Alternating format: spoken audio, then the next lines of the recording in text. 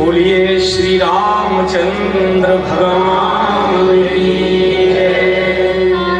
श्री हनुमान जी महाराज की जय। श्री गुरुदेव भगवान की जय। आदरणीय बंधु और तक इस पूरे प्रदेश के मैं विशेष एक प्रवास पर हूं, एक विशेष अभियान लेकर चला हूं। आज मैं आपसे कोई धार्मिक चर्चा नहीं करूंगा, कोई राम कथा के प्रसंग भी नहीं सुनाऊंगा, कोई शास्त्र का भी वर्णन करूंगा नहीं, देश की भी किसी समस्या की कोई चर्चा नहीं करूंगा। लीक से हटकर मेरी थोड़ी बातचीत होगी और मैं समझता हूं कि मेरी वार्ता से आपको सहमति होगी, और सहमति न हुई तो मैं करके जाऊंगा, इतना भरोसा मुझे अपने पर है।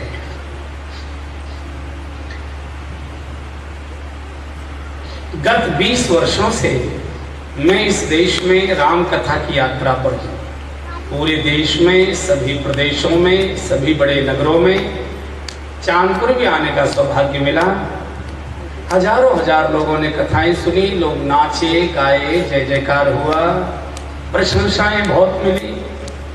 लेकिन इस 20 वर्ष की यात्रा ने मुझे दो बड़े कटु अनुभव दिए, और उन्हीं अनुभवों की पीड़ा और प्रेरणा से इस समय मैं आपके शहर में हूं और पूरे प्रदेश में जा रहा हूं। और ये अनुभव पूरे देश में एक जैसा आया। पहला, धर्म का दर्शन। हरिद्वार जाइए, धर्म का दर्शन। ऋषिकेश, बद्रीनाथ, केदारनाथ जाइए, धर्म का दर्शन। कांवड़ के शिविर में जाइए, धर्म का दर्शन। भागवत राम कथाओं में जाइए, धर्म का दर्शन। वृंदावन गिरिराज जी जाइए, धर्म का दर्शन। तिरुपति जाइए, वैष्णो देवी जाइए, अमरनाथ जी जाइए, साईं धाम जाइए, द्वादश ज्योतिर्लिंग जाइए, सब जगह आपको धर्म का दर्शन मिलेगा। लेकिन जो धर्म मंदिरों में, तीर्थों में, संतों के प्रवचनों में दिखाई दे रहा है, वो धर्म हमारे घरों से उजड़ रहा है। ये मेरा पहला अनुभव है। घरों में धर्म नहीं। घर में ठाकुर जी हैं, गोपाल जी की सेवा पूजा है, आरती आदि होता है, लेकिन तो भी जैसी धार्मिकता की सुगंध चाहिए, वो धार्मिकता की सुगंध परिवार में नहीं है। पहला। और दूसरे, मनुष्य सब जगह हंस रहा है, बोल रहा है, खिलखिला रहा है, वही जब घर में घुसता है तो मुंह फुला लेता है, बोलता नहीं, चीखता है, चिल्लाता है, डांटता है, फटकारता है। डरी डरी सहमी सहमी पत्नी किवाड़ की कोने में खड़ी है, धीरे से कहेगी, अजी टीवी तो बाद में देख लेना, भोजन कर लो, ठंडा हो जाएगा। मेहरी को भी और काम करने दूसरे घर जाना है, कब तक इंतजार करेगी, टीवी बाद में देख लेना, खाना खा लो, बोलो मत, दिमाग मत खाओ, मूल मत पे काटो, काम करो अपना, रख जाओ, खा ले, चलो। ऐसा लगता है घर का मुखिया नहीं आया, कोई पुलिस का दरोगा घर में आ गया, कोई दीवान घर में आ गया। ये दो अनुभव सारे देश में आए। धर्म की सुगंध से विरत परिवार हैं, और चीख चिल्लाहट, कलह, क्लेश, उदासी, उवासी से भरे हुए हमारे घर हैं। और पूरे देश में छोटे घर से लेकर बड़े तक लगभग चिल्लाहट एक जैसी है। डिग्री का भी कोई अंतर नहीं। अंतर इतना है कि छोटे घर की आवाज सड़क पर जल्दी सुनाई दे जाती है, बड़े बंगले को पार करने में कई दरवाजे द्वार पार करने पड़ते हैं, थोड़ी देर लगती है, लेकिन चीख चिल्लाहट उतनी ही। मैं ये चाहता हूं, जिस प्रेरणा को लेकर मैं निकला हूं, कि जो धर्म की सुगंध हमारे तीर्थ और मंदिरों में आ रही है, वो धर्म की सुगंध हमारे ड्राइंग रूम में चाहिए, बेडरूम में चाहिए, हमारे घर के आंगन में चाहिए। और घर हमारा जो उदासी से, उबासी से, घुटन से भरा है, फूल जैसा हंसता हुआ, खिलता हुआ, मुस्कुराता हुआ, ऐसा घर चाहिए। हम दो हमारे दो, हम दो हमारा एक, या हम दो हमारे तीन, या हम दो हमारे चार, जो भी हमारे परिवार की रचना है, फूल जैसी हंसती हुई खिलखिलाती हुई चाहिए। ये तो मेरी इच्छाएं हैं और इसी को लेकर चला हूं। इस पर प्रवचन करने नहीं आया, मैं वाकायदे इसकी औषधि लेकर आया हूं। टैबलेट मेरे पास है, अचूक औषधि है। ये दोनों गुण आपके परिवार में आएंगे, इसकी पेटी साथ लेकर मैं आया हूं। पहले 3-3, 4-4 लड़के हुआ करते थे। माता पिता बड़े बेटे के यहाँ हैं, उससे थोड़ा मन खट्टा हो गया तो छोटे के चले गए। उसकी बहू ने कुछ खट्टा मीठा बोल दिया तो उससे छोटे के चले गए। उससे नहीं मन बना तो सबसे छोटे के चले गए। तब तक बड़े से बोलचाल शुरू हो गई तो यात्रा फिर वहां से शुरू हो गई और धीरे धीरे जीवन पूरा कट जाता। अब ले दे के एक बचा है, वो भी मुरादाबाद बस गया, वो भी दिल्ली चला गया। चांदपुर में है तो बोलता नहीं है। सास की चाय अलग है, बहू की चाय अलग है। 6-6 महीने हो गए, बाप और बेटे का संवाद नहीं होता है तो विवाद होता है। न घर रहने लायक रहा, न घर छोड़ने लायक बचा। बहुत बड़ी बड़ी बातें लोगों को उलझा दिया गया है। इन प्रवचनकारों ने भी समाज का बड़ा अहित किया है, बहुत अहित। मैं बहुत बड़ी बातों में विश्वास नहीं करता हूं। कोई मानवता की रक्षा की बात बोल रहा है, कोई विश्व शांति की बात बोल रहा है, कोई राम राज्य की बात बोल रहा है। अब उपदेश राम राज्य का किया जाए, ये मंच के भाषण अच्छे लगते हैं, इनसे तालियां बज सकती हैं, जय जयकार हो सकती है, लेकिन राम राज्य नहीं आता। हमारे घर में तो रावण चीख रहा है, राम राज्य का उपदेश हो रहा है, घर में कंस की गालियां गलौच हो रही है, घर में तो राक्षस राज्य बैठा हुआ है। मंच के राम राज्य का क्या करें? जो मानवता की बात करते हैं कि हम मानवता की रक्षा करेंगे, वही अपने छोटे भाई से बंटवारे का कोर्ट में केस लड़ रहा है। उपदेश मानवता का कर रहा है और छोटे भाई से मुकदमा लड़ रहा है। शर्म भी नहीं आती है। बड़ा भाई बाप माना गया है और बाप कोई बच्चा पैदा करने से नहीं हो जाता, बच्चे तो गधे भी पैदा कर देते हैं। बाप एक एहसास का नाम है, बाप एक जिम्मेदारी का नाम है, एक बोध का नाम है, त्याग और समर्पण का नाम बाप है। स्वयं मैले फटे कपड़े पहनेगा, बच्चों को अच्छे से अच्छे पहनाएगा, स्वयं भूखा सूखा खाएगा, बच्चों को अच्छे से अच्छा खिलाएगा। और जो बाप बच्चों का सुख साधन छीनकर स्वयं भोग करे, वो बाप नहीं हो सकता, वो पाप है। और आज बड़े भाइयों के द्वारा यही हो रहा। अरे एक अच्छी फैक्ट्री मांग रहा है, कौन बड़ी बात हो गई, छोटा ही भाई तो है। अगर कोठी का अच्छा पोर्शन मांग लेता है, कौन बड़ी बात हो गई, बाप हो तुम और मानवता के उपदेश कर रहे हो।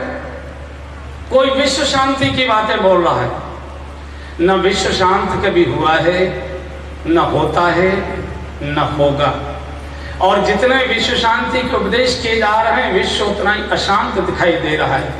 उपदेश दिया जा रहा है जियो और जीने दो का, व्यवस्था की जा रही है मारो और मारने दो की। सारी दुनिया की सरकारों के 60% बजट केवल रक्षा सामग्री पर।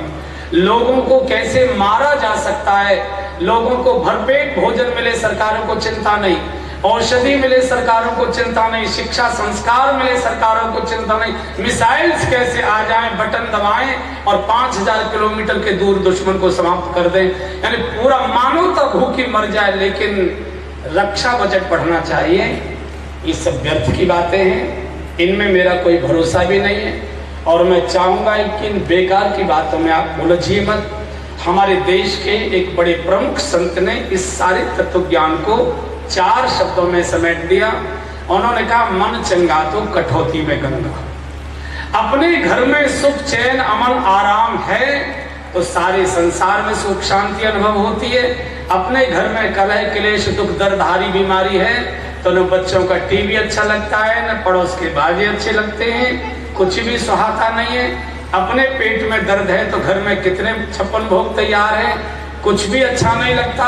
अपना घर ठीक है, सुख चैन है तो सब अच्छा अच्छा लगता है। मेरी 2 ही इच्छाएं हैं, बेटा बाप के पास बगल में मुस्कुराता हुआ दिखाई दे और बहू सास के पास हंसती हुई बैठी हुई दिखाई दे तो सब चीजें ठीक की जा सकती हैं। सारा शहर आपको नमस्कार कर रहा है और बेटा आपसे बोलता ही नहीं। सारा शहर बाबूजी बाबूजी करके इज्जत दे रहा है, बहू आपका मुंह नहीं देखना चाहती है। ऐसी इज्जत भाड़ में जाए, ऐसे सम्मान को आग लगे।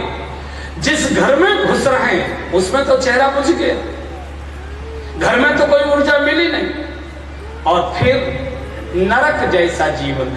कई लोग कहते हैं मरने के बाद स्वर्ग मिलेगा। ये कैसी व्यर्थ की बातों में समाज को फंसा दिया है, बहुत आश्चर्य होता है।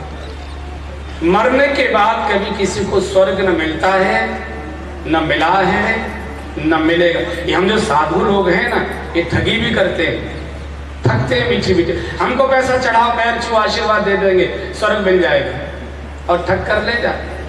अच्छा एक बात बताओ, मान लो मैंने आशीर्वाद दे दिया कि आपको स्वर्ग मिलेगा मरने के बाद, और नहीं मिला तो कौन से थाने में मेरे खिलाफ रिपोर्ट लिखाने जाओ? है कोई जगह ऊपर बना रखा है क्या कोई था? व्यर्थ की बात है।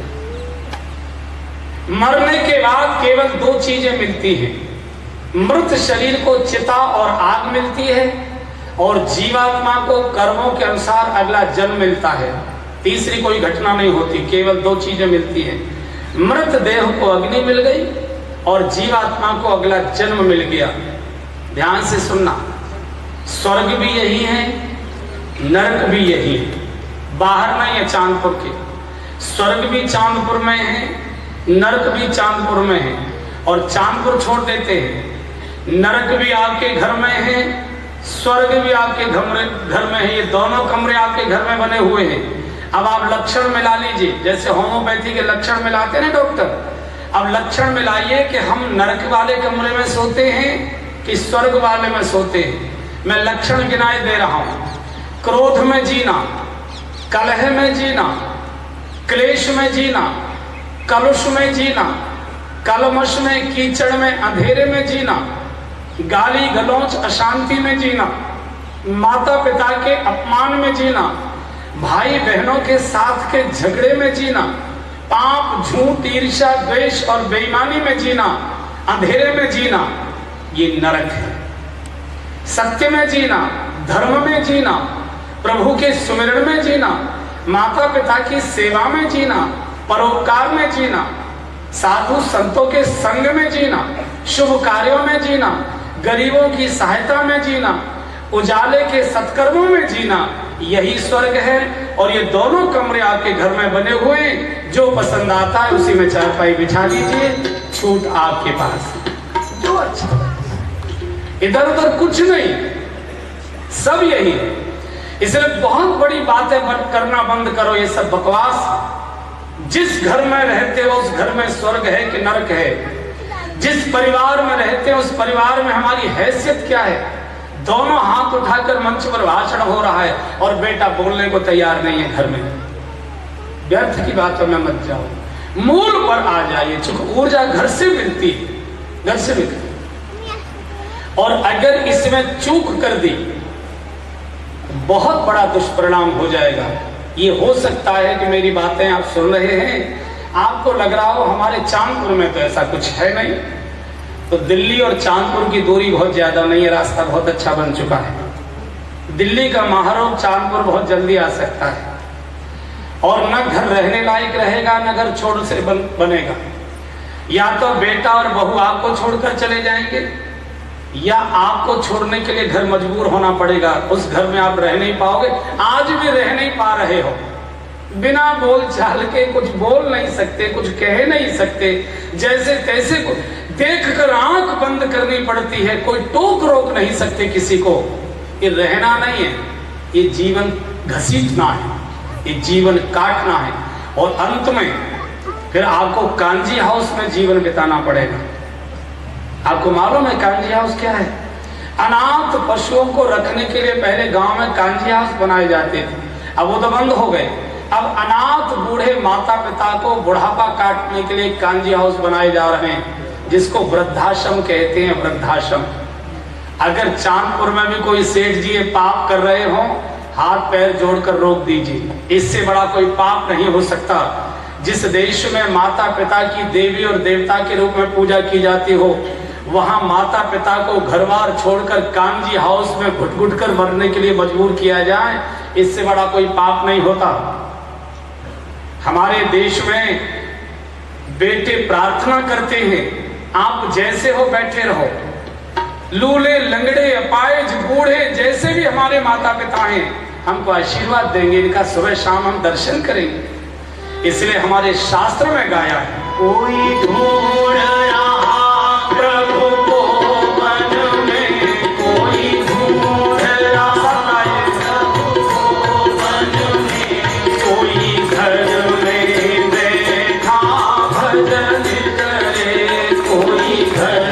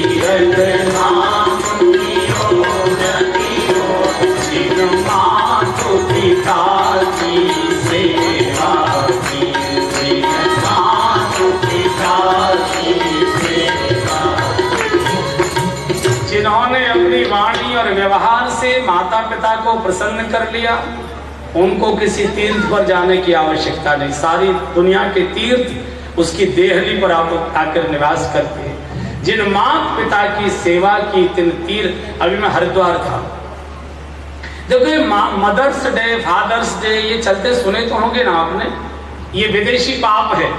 वहां माता पिता को कांजी हाउस में रहना पड़ता है, तो वो सुन लेते, फोन करके मैनेजर से पूछ लेते बुढ़ा है, बोले हाँ है, तो फादर्स डे वाले दिन एक गुलाब का फूल दे आते हैं, बोले ले अगले साल मिलेगा तो फिर दे जाएंगे, एक वर्ष में एक बार।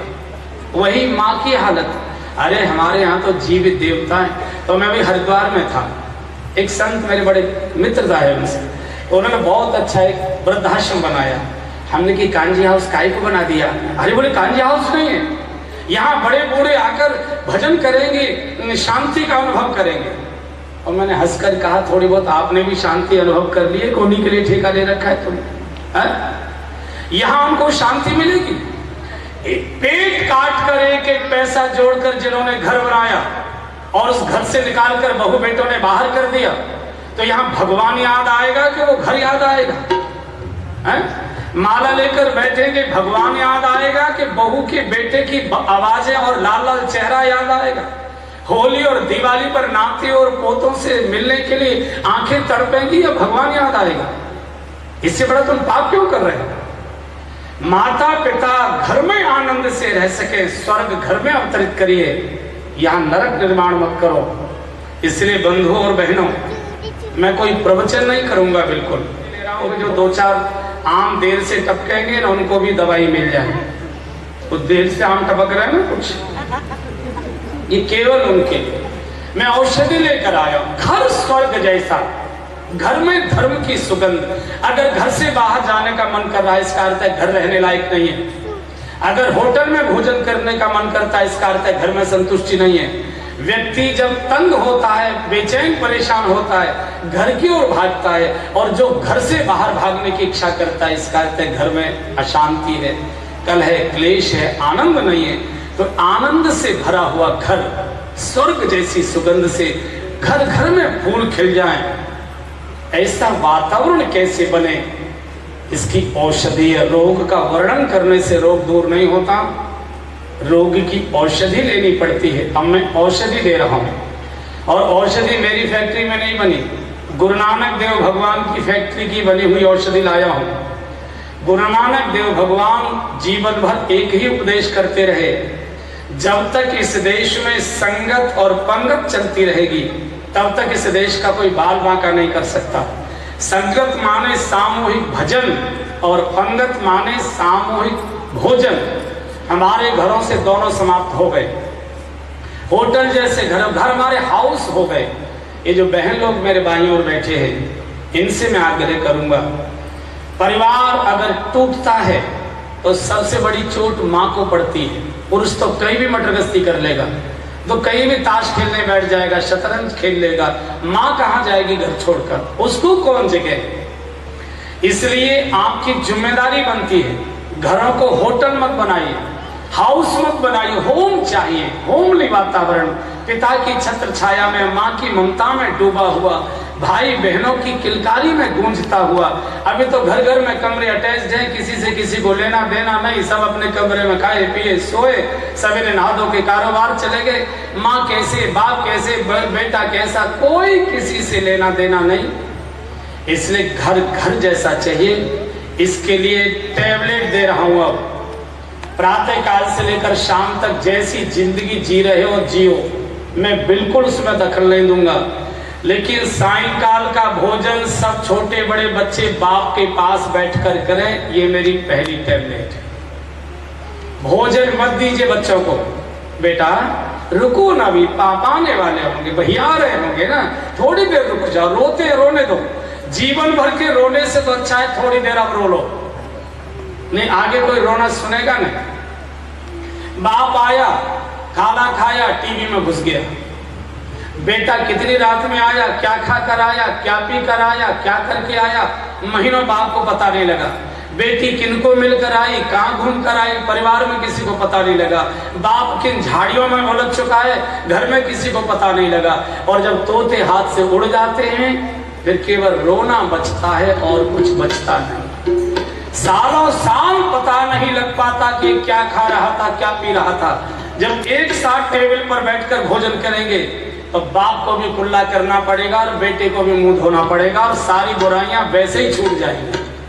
बहुत से दुर्गुण जो समझाने से नहीं गए, ये मेरे मन में पीड़ा कैसे हुई, मैं 1 मिनट की एक कहानी आपको सुना देता हूं, जिसके कारण मैं इस गर्मी में मारा मारा घूम रहा हूं। कई वर्ष पहले मैं दिल्ली कथा कर रहा था। पंजाबी बाग एक नाम की कॉलोनी, एक सरदार जी के परिवार में मुझे टिकाया गया था। बहुत धनाढ्य वैभवशाली परिवार।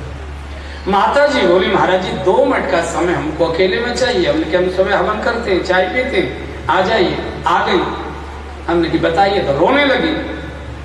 बोले आप हमारा वैभव देख रहे हैं? हमने की देख रहे हैं। बोले हमारे 2 बच्चे, एक बेटी है एक बेटा है। बिटिया की शादी हो गई, बेटा भी हमारा कुंवारा है, लेकिन हमारी महीनों से भेंट नहीं होती है। शादी हो गई तो क्या होगा? हमने की क्यों? बोले बहुत देर से आता है, हम तो सो जाते हैं। मैं सवेरे गुरुद्वारे जाती हूँ तो सोता छोड़ जाती हूँ, आती हूँ लौट कर, तब तक नहा के वो ऑफिस चला जाता है, हमारी तो भेंट नहीं होती। तो मैंने पूछा आपके घर में भोजन कौन बनाता है? बोले महाराज बनाता है, नौकर बनाता है। तो हमने कहा कभी आपने अपने बेटे के पास बैठकर भोजन किया है? बोले तो कभी हो ही नहीं सकता। हमने कि क्यों? अरे बोलो तो बहुत बड़ी देर से आता है, मैं तो खाना खा के बाबूजी के साथ कमरे में चली जाती हूँ, आता है वो नौकर खिला देता है, सोता। मुझे गुस्सा तो बहुत आई। अब चुगुनी के घर में ठहरा हुआ था तो थोड़ा मुंह भी मुस्कुराना सा बनाना पड़ता है। मैंने उनसे पूछा कि आप कैसी माँ हो? आप माँ नहीं हो सकती, आप माँ कहलाने की अधिकारिणी ही नहीं हो। जिनका इकलौता बेटा बाजार में भूखा घूम रहा हो और उसकी माँ खाना खाकर फसर फसर सो रही हो, माँ हो सकती हो? हमने कहा तुम्हारे मुंह में टुकड़ा कैसे चला गया? उल्टी क्यों नहीं हुई तुमको? बेटा भूखा है और माँ खाना खा रही है। तो वो बोली मैं करूं क्या? उन्होंने प्रश्न किया मैं करूं क्या? हमने कहा बेटा चाहिए कि नहीं? बोले बेटा चाहिए। हमने कहा कभी तो आता होगा? बोले बहुत देर से आता है। हमने कहा पति पत्नी दोनों ड्राइंग रूम में बैठकर इंतजार करो, जब भी लड़का आए 3 थाली लगा कर लाओ। आओ बेटा खाना खाएंगे।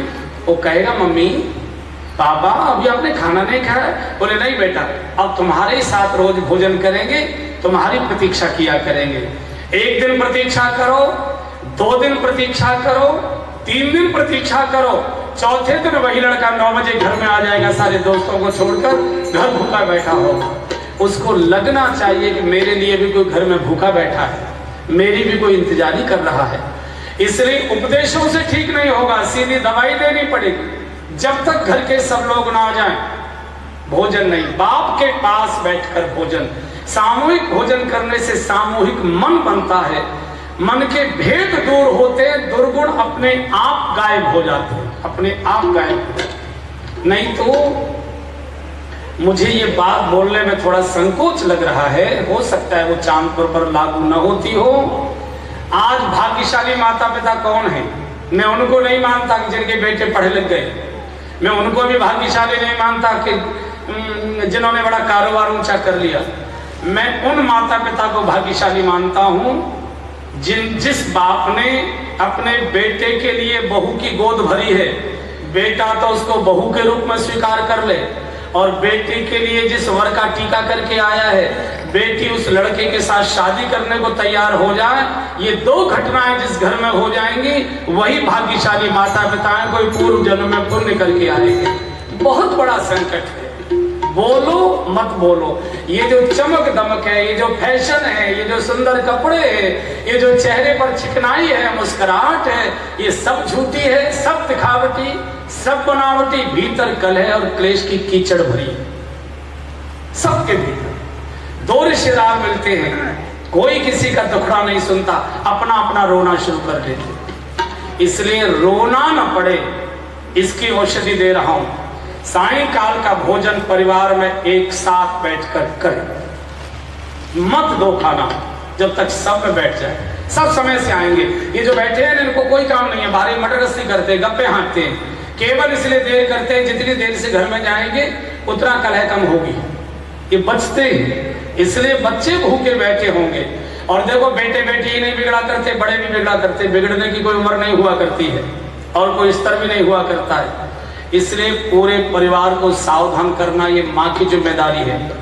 और भोजन के साथ ये जो पत्रक आपके हाथ में है, इसमें स्तुति है, स्तुति गाकर भोजन। खाना तैयार है, बैठो स्तुति गाना शुरू कर दो, क्योंकि भोजन गीत गाकर किया जाता है, कलह क्लेश में नहीं किया जाता। और मैं इसका आध्यात्मिक अर्थ बताता हूँ। प्रातःकाल हमारे घरों गांव में यानी हमारी गलियों में देवता घूमते हैं, और सायंकाल लक्ष्मी जी घूमा करती है। या जो बूढ़ी माता है वो जानती है, जब दोनों समय मिलते हैं, माँ कहते द्वार खोलो दरवाजे खोलो, दोनों समय मिले दरवाजे बंद नहीं करते, और दोनों समय मिले दीपक जलाओ, ये माँ कहती है। क्यों? क्योंकि लक्ष्मी जी का आगमन होगा, अंधेरा नहीं मिलना चाहिए, घर के द्वार खुले रहने चाहिए। और जिन घरों में सायंकाल भगवत नाम का कीर्तन स्तुति पाठ होता है, उनका कीर्तन सुनने के लिए द्वारिकानाथ स्वयं उनके द्वार के बाहर आकर खड़े हो जाते हैं। और बिजनौर में घटना हो चुकी है, विदुर कुटी में विदुर जी विदुरानी जी कुटिया का द्वार बंद करके कीर्तन कर रहे हैं, और भगवान द्वारिकानाथ कुंडी खटखटा रहे हैं, चाचा जी द्वार खोलो, चाची जी द्वार खोलो, चाची जी द्वार खोलो। शबरी घर के आंगन में बैठकर कीर्तन कर रही है, और भगवान राम द्वार खटखटा रहे हैं, देवी द्वार खोलो, देवी द्वार खोलो, और ये आंगन में बैठी झूम रही है, रामा रामा रामा रामा जाओ, रामा रामा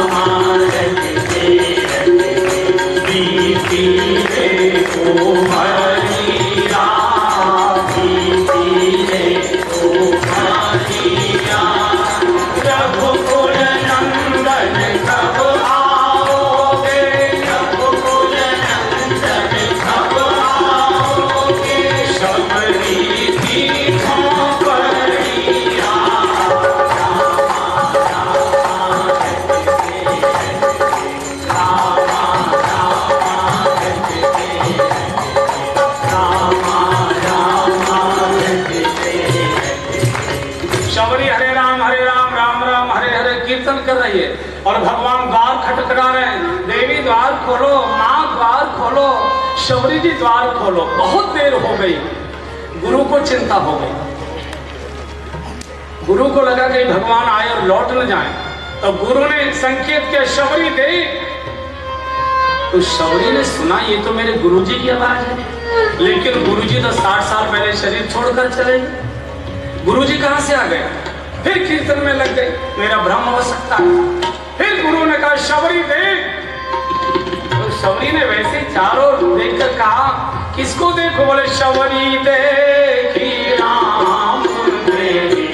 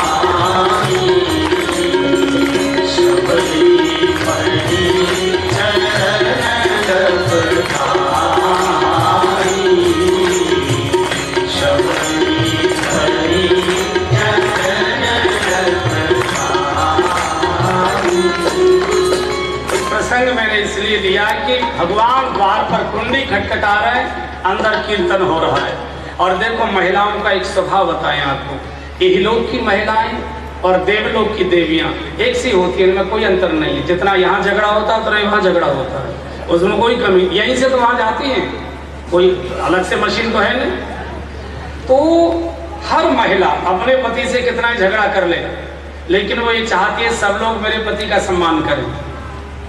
तो लक्ष्मी जी क्या चाहती है? जब सायंकाल लक्ष्मी जी घुमा करती है और जिस घर से भगवान के नाम का कीर्तन सुनाई देता है, लक्ष्मी जी भगवान का हाथ पकड़कर उसी घर में ले आती हैं। बोले यही घर रहने लायक है, आपकी बड़ी इज्जत इस घर में हो रही है। तो सायंकाल कीर्तन के साथ घर में भोजन हो, बाप के पास बैठकर सब छोटे बड़े बच्चे, अगर महिलाएं अपने यहाँ साथ साथ भोजन नहीं करती तो वे भोजन तो न करें, साथ बैठकर स्तुति गाएं, कोई दिक्कत नहीं है। घर होटल मत बनाइए, घर को घर रखिए। आप देखोगे बहुत सी गंदगी तो अपने आप घर में से दूर हो गई, बहुत सी गंदगी। और दूसरे, हमारे परिवार में दैवी आशीर्वाद मिले, देवताओं की चेतना आए, इसके लिए मैं छोटा सा हवन कराता हूं। सुनाने नहीं आया, करने आया हूं, आपसे करवाऊंगा। इस विषय को थोड़ा गंभीरता से सुन लीजिए। हवन से तन भी पवित्र होता है, मन भी पवित्र होता है और भवन भी पवित्र होता है। बहुत ध्यान से सुनना। प्रत्येक मनुष्य के शरीर से 4 इंच दूर इस वातावरण में शुभ और अशुभ आत्माएं आती हैं और जाती हैं। इनमें ऋषि मुनि और देवी देवताओं की भी आत्मा होती है, इनमें भूत प्रेत और पिशाचों की भी आत्मा होती है। ध्यान देना, जिस घर में अशुभ आत्मा आ जाती है उस घर में शुभ कार्य नहीं होने देती, अड़ंगा लगा देगी। कई लोग कहते बहुत रोत्सव करने की कोशिश करें, कोई ना कोई विघ्न आ जाए, इसका अर्थ है कोई अशुभ आत्मा आ गई। और जिस घर में शुभ आत्मा आ जाती है, लाख दुश्मन हो जाएं, कोई बिगाड़ नहीं सकता। कोई न कोई दैवी शक्ति तब तब प्रभु धन विविध शरीरा, हरई कृपा निधि सज्जन पीरा, किसी न किसी रूप में आएगी। इन दैवी आत्माओं को बुलाने का साधन है हवन। हवन से देवता प्रसन्न होते हैं। क्यों? क्योंकि हवन देवताओं का भोजन है और जिसको आप भोजन कराओगे वो आपको आशीर्वाद देगा, ये नियम है। और देवता जब विघ्न करते हैं तो राम जैसे महापुरुष को भी 14 साल ठोकरें खानी पड़ती हैं। विघ्न मनावे देव कुचाली। तो इन देवताओं का आशीर्वाद हमको मिले, इसके लिए हवन अब कैसे करना है, सुनते भी जाइए और करते भी जाइए। पहले 2 मिनट और सुन लीजिए। एक तो ये रोज नहीं करना, ये मेरी पहली सूचना है। देखो रोज कोई काम नहीं करना चाहिए, रोज तो रबड़ी भी मिले ना मत खाओ। मैं तो यहाँ तक कह रहा हूँ रोज अगर भगवान भी दर्शन देने आ जाए उसको ही मना कर दो। अच्छा चांदपुर के लोग बैठे हैं ना, हम पूछ लेते हैं, ये बताओ अगर रोज भगवान आपके पास आकर बैठ जाए तो कैसा लगेगा? हाँ करें तो आफत, ना करें तो आफत। बिल्कुल सही सही अपने मन से पूछो। मान लो रोज भगवान आपके बगल में आकर बैठ जाए तो नंबर 2 का धंधा कैसे करोगे बताओ? ये सारे बही खाते कैसे इधर उधर करो? तो कहना पड़ेगा यार कभी कभी बिजनौर भी चलाया जाए, क्या सवेरे सवेरे यहीं आके बैठ जाता तो और कोई काम नहीं। रोज नहीं, महीने में केवल 2 दिन करना है, केवल 2 दिन, पूर्णमासी और अमावस्या। कब कब करना है? जोर से बोलिए, आपको याद रहेगा। पूर्णमासी और अमावस्या, तारीख लिखकर चिपका लीजिए पूजा घर में। इस तारीख की पूर्णिमा 3 सितंबर की पूर्णिमा आ रही है। 2 दिन करना। इन्हीं तिथियों को क्यों करना? अमावस्या पितरों की होती है, पितृ अमावस्या आएगी ना, अमावस्या पितरों की होती है, पूर्णमासी देवताओं की होती है। पितरों के आशीर्वाद से घर में संतान आती है, संपत्ति आती है। देवताओं के आशीर्वाद से घर के संकट मिटते हैं, घर मंगलमय होता है। इन्हीं 2 तिथियों को करना। दूसरी सूचना, पुरोहित जी के द्वारा नहीं कराना, पंडित जी के द्वारा नहीं कराना, नहीं कर्मकांड हो जाएगा। पंडित जी तो आपके घरों में पाठ करके चले जाते, घर के लोग अखबारी पढ़ते रह जाते। इसका धर्म से भी संबंध नहीं, इसका कर्म से भी संबंध नहीं, इसका स्वर्ग से भी संबंध नहीं।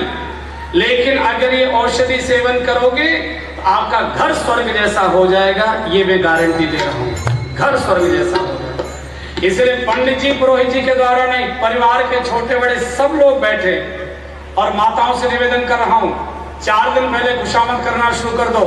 पतिदेव को भी कहो जरा जल्दी टहल कर आ जाना, थोड़ा जल्दी तैयार हो जाना। बच्चों को भी कहो बेटा जल्दी तैयार होना है, हवन करना है। हवन की सारी सामग्री सजाइए। और परिवार के बहू बेटे बड़े छोटे नहीं बैठते, हवन नहीं करना, कोई फायदा नहीं होगा। अरे हम तो कर लेते, कोई बैठे तो भली, ना बैठे तो भली। नहीं नहीं, ये नहीं करना है। डॉक्टर की औषधि, डॉक्टर की सलाह से मैं कह रहा हूं हवन करना नहीं, उल्टा रिएक्शन हो जाएगा और नुकसान हो जाएगा। हवन की साजो सामान सजा दो, 1 घंटे तक बहू बच्चों की इंतजार करो।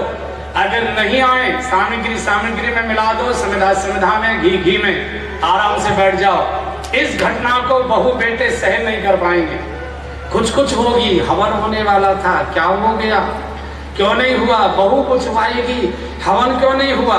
तो कह दो बेटा जब तक तुम सब नहीं बैठोगे तब तक हवन नहीं करेंगे हम। उनको लगेगा ये तो हमारे द्वारा पाप हो गया, अगली मावस को आपसे आधा घंटे पहले तैयार होकर आ जाएंगे। ये मैं आशीर्वाद देकर जा रहा हूं। पूरा घर एक साथ करें। कैसे करना है? ये लोहे का तसला ले सकते हैं, बाजार से समिधा सामग्री लीजिए, घी थोड़ा कम खर्च करिए। अभी परसों एक देवता का मेरे पास फोन आया था, उसने कहा था महाराज जी हमारे भी कोलेस्ट्रॉल बहुत बढ़ चुके हैं, थोड़ा घी कम लगाएं, थोड़े घी से। कपूर से अग्नि प्रकट कर लीजिए।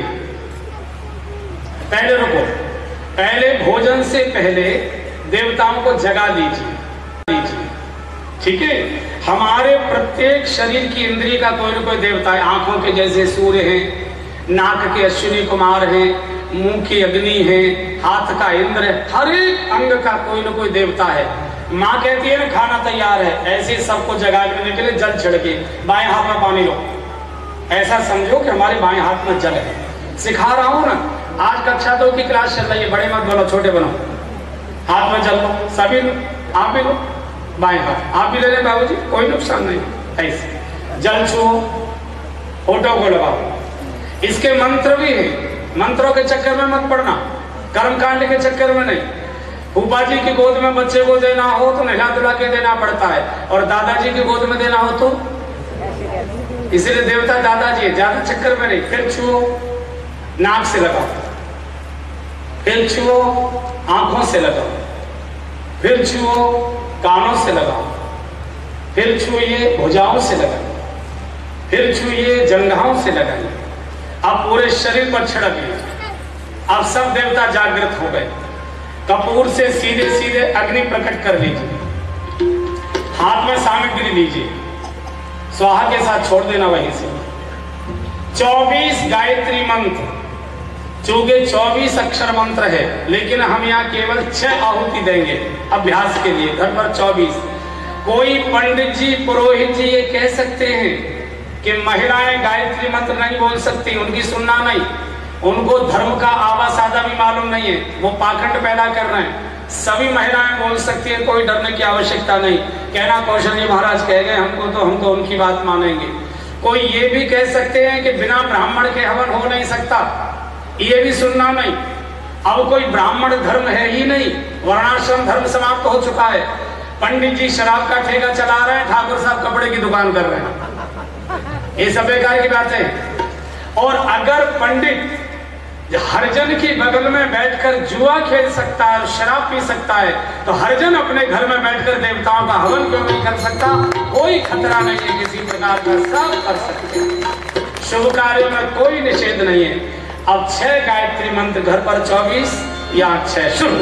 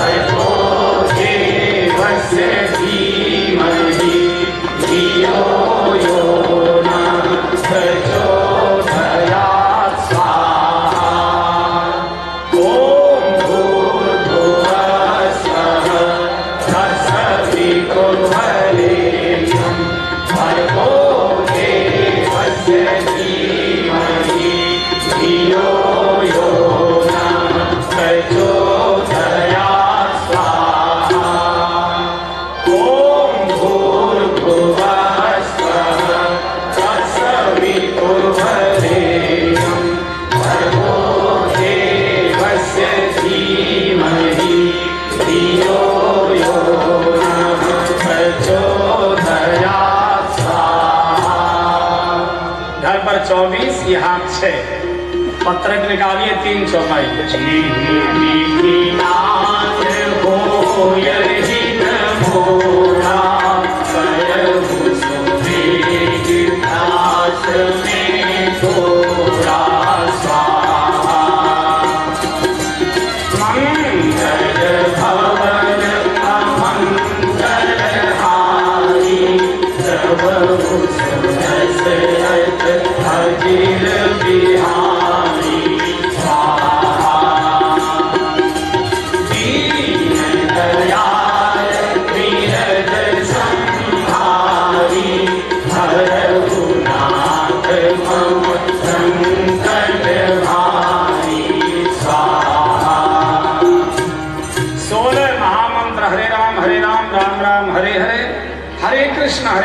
कृष्णा कृष्णा हरे हरे 1 स्वाहा के साथ। यहाँ हम केवल 8 बोलेंगे, घर पर 16 शुरू। हरे राम राम राम हरे हरे कृष्णा कृष्णा कृष्णा हरे हरे स्वाहा।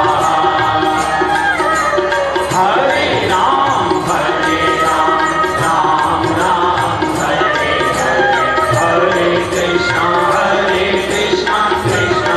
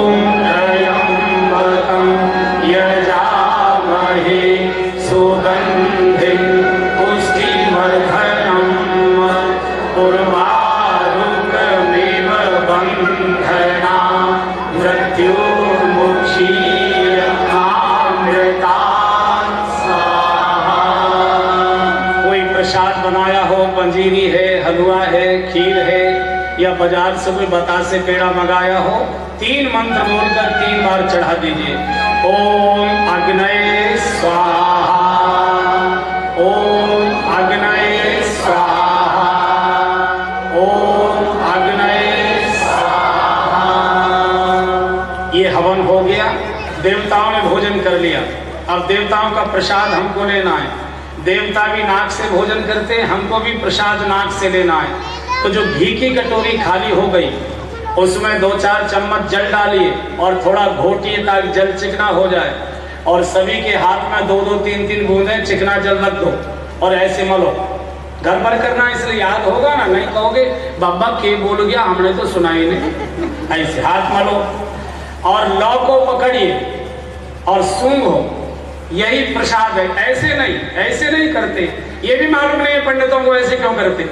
ये पकड़ो और सूंघो, 5-7 बार करिए। अभी मैं वैसे इसको पीछे तक पहुंचाऊंगा तो खुशबू आपके पास अपने आप पहुंच जाएगी। फिर पकड़िए, फिर सूंघिए, फिर पकड़िए, फिर सूंघिए।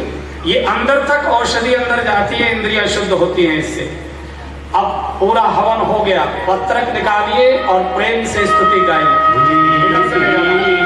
सब सुखी हो, कोई न हो दुखाई, सब हो निरोग भगवन, धन धान्य के भंडारी, सब भद्र भाव देखे, सन्मान के पथिक हो, दुखिया न कोई होए, सृष्टि में प्राण धारी, हे ईश सब सुखी हो, कोई न हो दुखाई, सुखी बसे संसार सब, दुखिया रहे न कोई।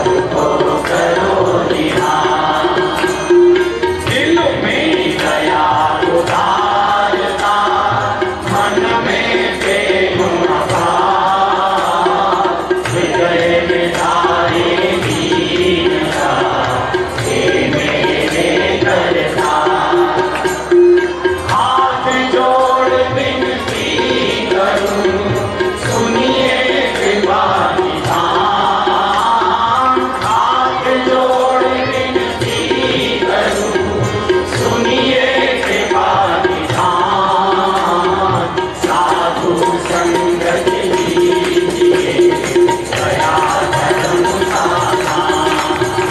हरे राम राम राम हरे हरे, हरे कृष्ण कृष्ण कृष्ण हरे हरे, हरे राम राम राम हरे हरे, हरे कृष्ण कृष्ण कृष्ण हरे हरे। मूर्ति रूप राम लखन सीता सहित बसहु सुरभूप। सिया रामचंद्र जी की जय, पवन सुत हनुमान जी की जय, उमापति महादेव जी की जय। बोलो भाई सब संतन की जय। अपने अपने श्री गुरुदेव भगवान की जय। ये 15 मिनट का कार्यक्रम आपके घर में स्वर्ग की सुगंध भर देगा, स्वर आनंद की सुगंध। ये 2 टैबलेट मैंने परिवार के आनंद के लिए बताई। अब 2 छोटी छोटी होम्योपैथिक टैबलेट आपके निजी जीवन के आनंद के लिए। बहुत ध्यान से मत करिए। मन शांत केवल यमराज कर सकता है। अगर आपके पास उसका फोन नंबर हो तो बात कर लो, मेरे पास तो है नहीं। मन शांत नहीं चाहिए, मन शुद्ध चाहिए। जब मन अशुद्ध होता है तब अशांत होता है।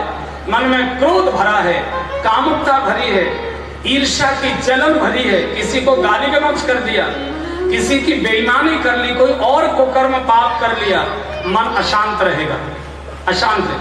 मन शुद्ध चाहिए, शुद्ध मन शांत रहता है। भगवान भी बोल रहे हैं, निर्मल मन जन सोई भावा, निर्मल मन जन सोई भावा, मोहि न भट छल बीच भावा, मोहि न भट छल बीच भगवान कह रहे हैं मुझे निर्मल मन चाहिए। मन निर्मल शुद्ध कैसे हो, इसकी सीधी गोली दे रहा हूं। कई लोग भड़काते, वो कहते हैं यहाँ आंखों के बीच में, यहाँ देखो बंद करके। अब आंखों के बीच में देखोगे कि ग्राहक को देखोगे? हाँ? कोई कहता दीवार पर पॉइंट लगा लो, उसी को देखते रहो, अब घर का काम देखोगे कि पॉइंट देखोगे? ये व्यर्थ की बातें हैं। और कितनी देर देखोगे? रोग दवाई से दूर होता है। अब एक छोटी सी मेरी बात पहले सुन लीजिए, फिर दवाई देता हूं। बहुत बूढ़े और बहुत शरीर से कमजोर, केवल उनके लिए आज्ञा है मेरी ओर से। बाकी कभी भी ऐसे मत बैठो, ऐसे कभी नहीं बैठना चाहिए। ये अशुभ आसन है, ये मौत का आसन है। जब मरघट में आप किसी मुर्दे को जलाता देखते हो तो ऐसे बैठे रहते हो। जब किसी की मौत में आप मिलने जाते हो ऐसे।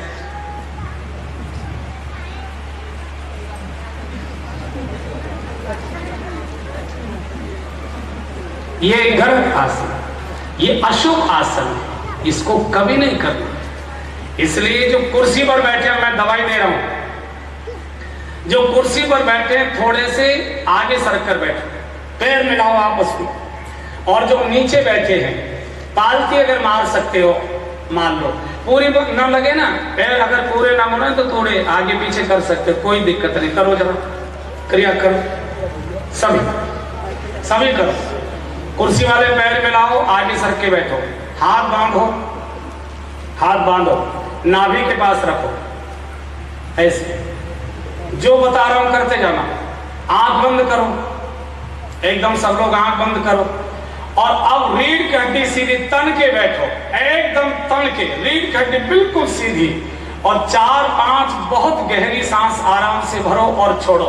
तन के बैठो, से सांस लो और अब कोई बुरी बात याद करो, कोई भद्दी गाली याद करो, तन के बैठो, ढीले नहीं होना, एकदम सीधे बैठो और अब कोई बुरी बात याद करो, करने की कोशिश करो, बुरी से बुरी गाली याद करो,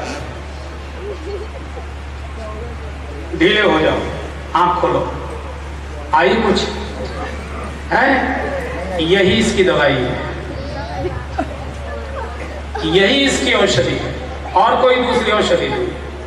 जब भी आप कमर ढीली करके बैठोगे आपके अंदर बुरी बातों का प्रवाह आ जाएगा।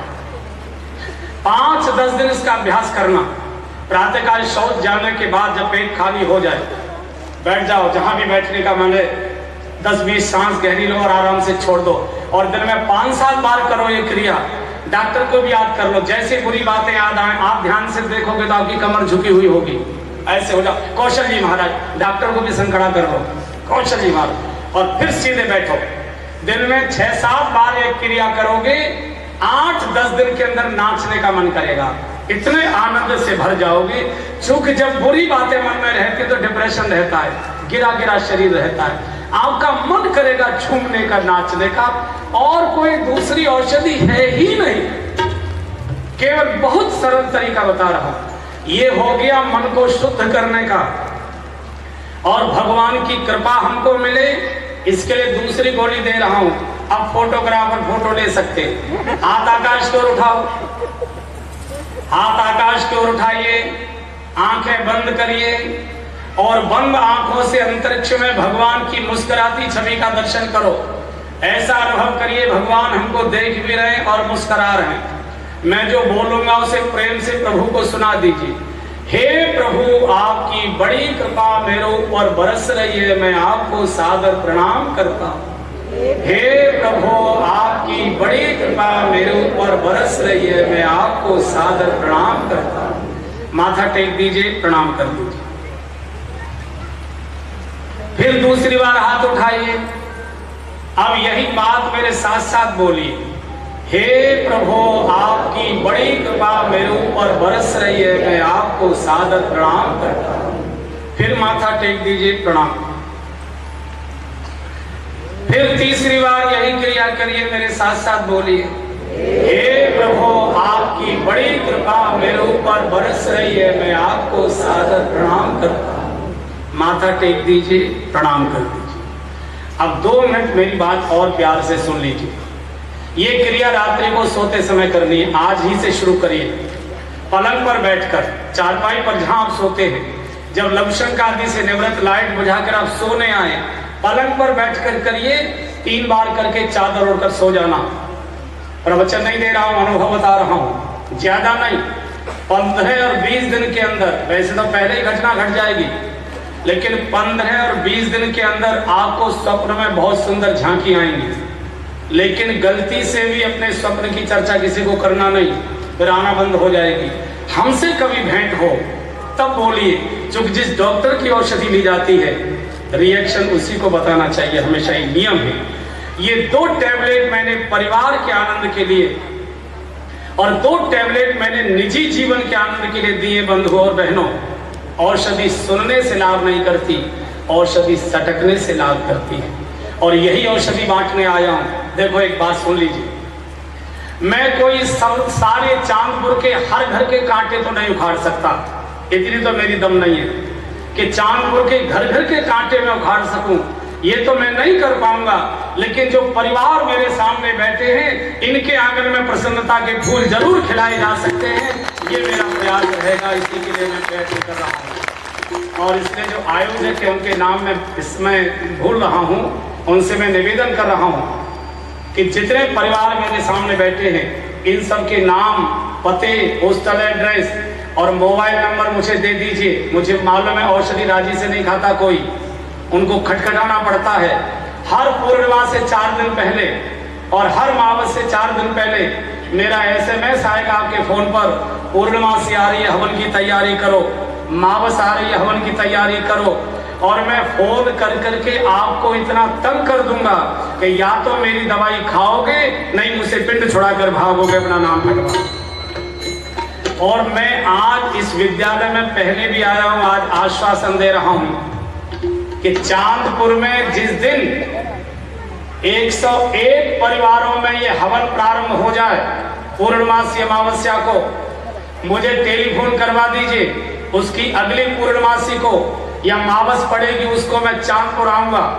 और आज मैंने एक वेदिका पर बैठकर हवन किया है, उस समय 101 वेदिकाओं पर बैठकर सब परिवारों के साथ हवन करेंगे कॉलेज के मैदान में। इसी के लिए मैं घूम रहा हूँ बंधुओं, इसी के लिए आपके बीच में आया हूँ। और ध्यान से सुन लीजिए, मैं अपनी इच्छा से नहीं आया और अपने मन की आज्ञा से नहीं आया, मैं परमात्मा की इच्छा और उसकी आज्ञा से आया हूँ। ध्यान से सुनिए, मैं आपके लिए नहीं आया हूँ, मैं परमात्मा की आज्ञा से चला हूँ। अच्छा एक बात बताओ, आपने तो मुझे नहीं बुलाया है? अरे 12-14 वर्ष के बाद तो भगवान राम को भी अयोध्या वालों ने याद कर लिया। ये चांदपुर का चांद ही डूब गया लगता है। भाई आपने तो हमको नहीं बुलाया, मैंने आपको बुलाया है। मैंने स्वयं अपने हाथों से विनम्रता भरी चिट्ठी लिखी है आपको कि मैं आपसे मिलने आ रहा हूं, कृपया मुझे मिलने का समय दो। इसलिए ये चिट्ठी भगवान की आज्ञा से है। और शास्त्र प्रमाण सुन लीजिए, जब आप किसी संत से मिलते हैं, ध्यान से सुनना, जब आप किसी संत से मिलते हैं इसका अर्थ है आपके जीवन में कोई पुण्य प्रकट हुए हैं। पुण्य पुंज बिन मिलहि न संता।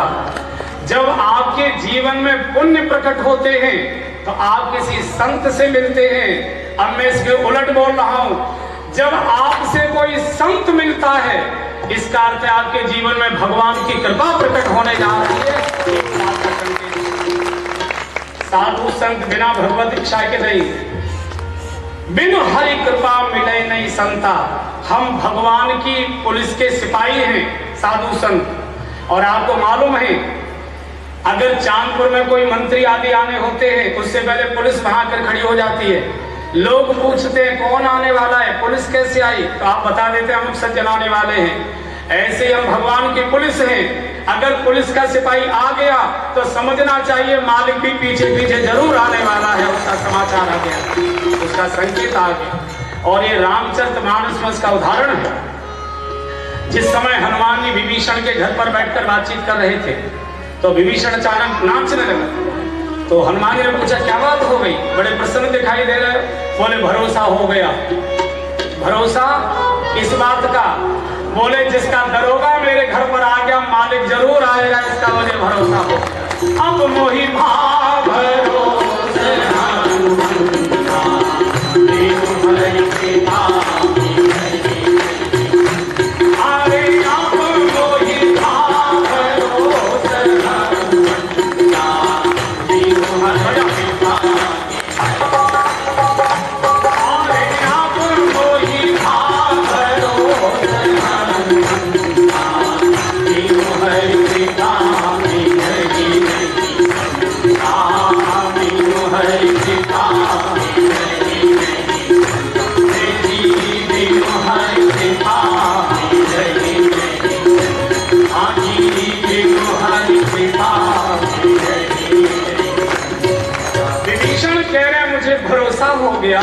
क्योंकि बिना भगवंत कृपा के संत नहीं मिलते। अगर संत आए हैं तो इसका अर्थ है भगवंत जरूर आना चाहते। बंधु और बहनों, मैं अगर आया हूं इसका अर्थ है कि भगवान आपसे मिलना चाहता है, भगवान आपके ऊपर कृपा करना चाहता है। और भगवान की इच्छा को ठोकर मत मारिए, भगवान की इच्छा को कूड़ेदान में मत फेंकिए। हम साधुओं की बातें तो सुनते हैं, आचरण नहीं। औषधि सुनिए मत, औषधि सटक लीजिए। इसी प्रार्थना को करने आया था, ये प्रार्थना मैंने कर दी। अब मेरे विषय से संबंधित कोई किसी को शंका हो, 2 मिनट का समय पूछे, मैं उसका समाधान करूं। अपने स्थान पर खड़े होकर पूछ सकते हैं। हवन सामग्री सामान्य होगी या कोई विशेष? बाजार से हवन सामग्री ले लें, आर्य समाज मंदिर से ले लें, गायत्री परिवार से ले लें। और बाजार से थोड़ा गूगल और लोहवान अलग से खरीद लें, क्योंकि गूगल की गंध से भूत प्रेत भागते हैं, लोहवान की सुगंध से देवी देवता आते हैं। रोज बिल्कुल मत करिए, केवल आप करती हो, कोई बहू बेटा बालक आपके पास बैठता नहीं है, बैठ जाओ चुपचाप। औषधि डॉक्टर की सलाह से लो, और बताओ, वैसे तो पूछने से कोई फायदा नहीं, क्योंकि जितनी देर पूछोगे उतनी देर बैठना पड़ेगा, जल्दी पिंड कटे तो अच्छा नहीं। रोटी भी तो बनानी है, बना के आयो, अब क्या यहाँ बात बनाओगे क्या? रोटी घर बना दी, बातें यहाँ बनाएंगे। अच्छा और कुछ पूछना है? नो। अच्छा भाई, विद्यालय में बैठे एक बार जरा राष्ट्रगान गा लेते हैं, भारत माँ का यशोगान, बहुत भाव से पहले बजाइए।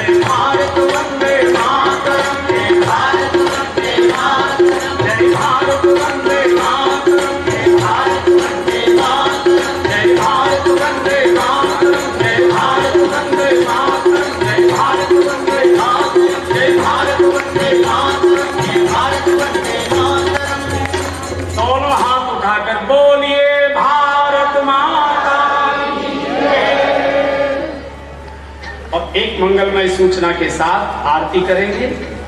हम लोग 2 जनवरी से 10 जनवरी तक 2010 की 2 जनवरी से 10 जनवरी तक श्रीलंका में, जहाँ अशोक वाटिका है, जानकी जी ने जहाँ रावण की कैद में तप किया है, वहीं उसी स्थान पर बैठकर सुंदरकांड की कथा यज्ञ अनुष्ठान करने जा रहे हैं। आप में से जो साथ चलना चाहते हैं, पासपोर्ट तैयार करिए, चल सकते हैं। माननीय श्री कृष्ण जी और आदरणीय प्रवीण शर्मा जी, ये 2 सज्जन साथ हैं। कृष्ण जी पूरी यात्रा के प्रमुख हैं, प्रवीण जी सहयोगी हैं, ये भी आपके पास आएंगे जाएंगे। और अब हम सब मिलकर सिंगल पत्रक आपके पास है जिसमें हनुमान जी की आरती है। आरती करेंगे। हनुमान जी ही मंगलकारी है। संकट कटे मिटे सौ पीरा। यहाँ आरती होगी, आरती आपके बीच में आएगी और पूरी आरती, उसके बाद सूचना, तभी आप जाइए, सब गाइए। आरती मंगलकारी की, पवन सुत अति बलधारी की। आरती मंगलकारी की, पवन सुत अति बलधारी की। गले में तुलसी की माला, बजावे कीर्तन करतारा। हृदय में दशरथ के लाला, भाल पे तिलक अनोखी झलक, कथा की झलक मधुर छवि जनहितकारी की। पवन सुत अति बलधारी की। आरती मंगलकारी की, पवन सुत अति बलधारी की। जगत के दुर्लभ जितने का, से देते सबरी नवाज। नाम से भागत कूट विशाल, राम के दूत अंजनी के दूत, बड़े मजबूत कठिन कलि कलि मनहारी की। पवन सुत अति बलधारी की। आरती मंगलकारी की, पवन सुत अति बलधारी की। साधु संतन के रखवारे, सभी भक्तन के अति प्यारे। विराजत भगवत के द्वारे, श्री मंगल करण सकल भय हरण। मुदित मन करण राम के आज्ञाकारी की। पवन सुत अति बलधारी की। आरती मंगलकारी की, पवन सुत अति बलधारी की। आरती सब जन मिल गावे, कृपा सब हनुमत की गावे। मनोरथ पूर्ण हो जावे, दया निधि नाम सकल गुण धाम। ज्ञान की खान हस्त सिद्धि नव निधिकारी की। पवन सुत अति बलधारी की। आरती मंगलकारी की, पवन सुत अति बलधारी की। आरती मंगलकारी की, पवन सुत अति बलधारी की। बोलिए मंगल करण भगवान की जय। आज के आनंद की जय। अब सूचना सुनिए और तब जाइए।